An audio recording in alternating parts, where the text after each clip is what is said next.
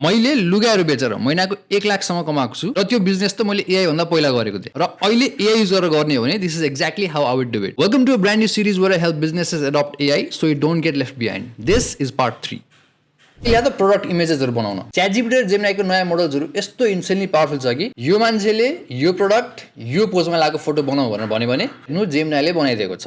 अहिले नयाँ मोडल्सहरूमा डिटेल्सहरू पनि धेरै चेन्ज गर्दैन उनले, यो product looks the same. This is another example, यो मोडललाई यो पोजमा बनाऊ भन्यो भने जेमिनाईले बनाइदिन्छ। If you sell trekking gears जेमिनाईबाट यस्तो इमेजेसहरू बनाएर अटेन्सन ग्राब गर्न मिल्यो and you can turn it into a video to.